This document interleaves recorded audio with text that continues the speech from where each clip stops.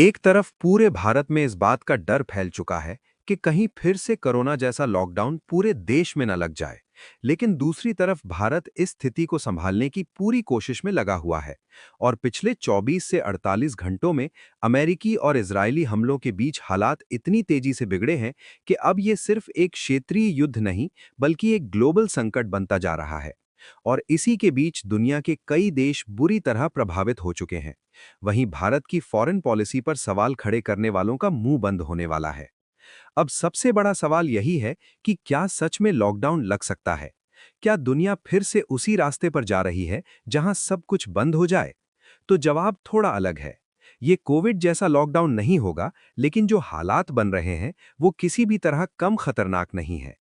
क्योंकि इस बार वजह वायरस नहीं, बल्कि ऊर्जा संकट है। और यही ऊर्जा संकट पूरी दुनिया की रफ्तार को धीमा कर रहा है। बहुत बड़ी डेवलपमेंट निकल कर आ रही है, तो इस वीडियो में समझते हैं। लेकिन भारत चुपचाप तमाशा देखने के बजाय पूरी सिचुएशन को मॉनिटर करके तैयारी भी कर रहा है। उसके लिए आगे बढ़ने से पहले वीडियो को लाइक करके चैनल को सब्सक्राइब जरूर कर लीजिए। सबसे पहले आप समझिए कि दुनिया का लगभग 20% तेल और बड़ी मात्रा में गैस जिस रास्ते से गुजरती है, वही रास्ता आज सबसे बड़ा खतरा बन चुका है। जहाज़ों की आवाजाही रुक रही है, इंश्योरेंस कंपनियां हाथ खींच रही हैं और कई जगह शिपिंग पूरी तरह से प्रभावित हो चुकी है। इसका सीधा असर सप्लाई चेन पर पड़ा है। और अब यही डर लोगों के बीच फैल रहा है कि अगर यही स्थिति जारी रही तो देशों को खुद ही अपनी अर्थव्यवस्था को धीमा करना पड़ेगा। अब जरा खाड़ी देशों की हालत देखिए। इराक का तेल उत्पादन लगभग 70% तक गिर चुका है। कतर के गैस एक्सपोर्ट रुक चुके हैं। यूएई और कतर के कई बड़े गैस प्लांट्स पर हमले हुए हैं। और सबसे बड़ी बात यह है कि वहां खाने पीने की चीजों की सप्लाई 70% तक प्रभावित हो चुकी है। और कीमतें 40% से लेकर 120% तक बढ़ चुकी हैं। यानी वहां हालात ऐसे बन चुके हैं जिन्हें लोग लॉकडाउन से भी ज्यादा खराब बता रहे हैं। अब एशिया की तरफ आइए। भारत, चीन, जापान और दक्षिण कोरिया जैसे देश सबसे ज्यादा प्रभावित हो रहे हैं, क्योंकि ये सभी देश मिडिल ईस्ट पर ऊर्जा के लिए निर्भर हैं।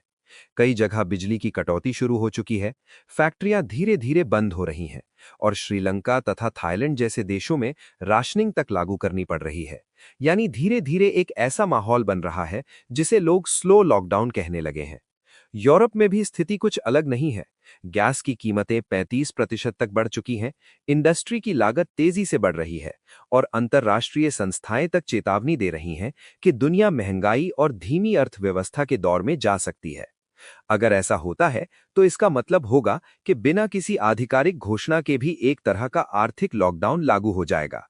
सबसे बड़ा झटका तब लगा जब पहली बार सीधे गैस फील्ड्स को निशाना बनाया गया।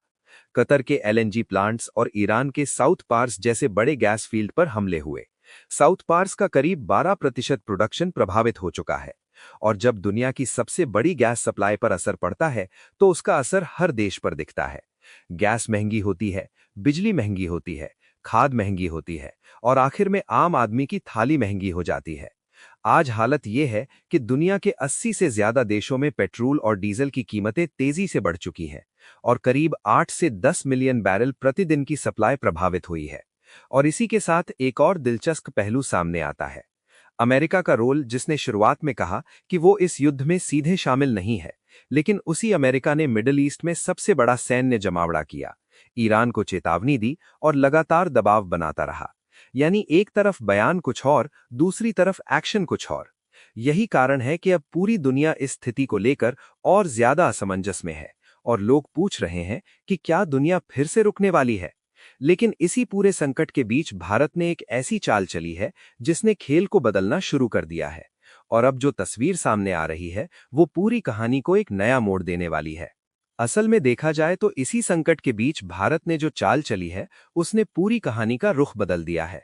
क्योंकि जब दुनिया ऊर्जा की कमी से जूझ रही है, तब रूस भारत के लिए सबसे बड़ा सहारा बनकर सामने आया है। वही रूस जो अब तक भारत को सस्ता तेल दे रहा था, अब गैस सप्लाई में भी बड़ी भूमिका निभाने जा रहा है। और खबरें ये बताती हैं कि रूस ने अपने कई बड़े टैंकर्स जो पहले चीन और दूसरे देशों की तरफ जा रहे थे, उन्हें भारत की तरफ मोड़ना शुरू कर दिया है। रूस कोई छोटा खिलाड़ी नहीं है, बल्कि दुनिया के सबसे बड़े गैस भंडारों में उसका नाम आता है। और अब वो इस मौके का इस्तेमाल करते हुए भारत के साथ अपने रिश्तों को और मजबूत बनाना चाहता है। आपको याद हो तो यूक्रेन युद्ध के पहले भारत रूस से बड़ी मात्रा में गैस खरीदता था, लेकिन यूक्रेन युद्ध के बाद जो पश्चिमी प्रतिबंध लगे थे, उन्होंने रूस की पुरानी डील्स को रोक दिया था। लेकिन अब रूस ने इसका नया रास्ता निकाल लिया है, जहां डॉलर की जगह दूसरी करेंसी में व्यापार किया जाएगा, और भारत इसमें अहम भूमिका निभा रहा है। अब सवाल आता है कि ये गैस भारत तक कैसे पहुंचेगी।